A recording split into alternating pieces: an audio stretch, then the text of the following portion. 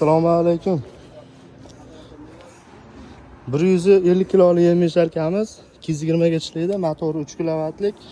Avtomatda mana voltmetr datchiklar ko'rsatib mana ishlashi mana. Hop.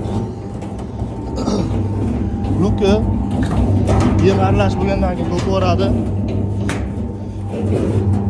Ishlashi qopqoq keyingilarda bo'lmaydi. Hop. Apparatimiz ishlagandan keyin remen cho'zilib qoladi. Remen cho'zilsa motor o'zi aylanib, bu taraf tepasi aylanmay qoladi. Shunda 4 ta bolgayka bor mana, motor qotgan. Shuni bo'shatib turib, motorni pastga tortib, remenning taranligini olib, mana shu holatda ishlatilsa ishlaveradi.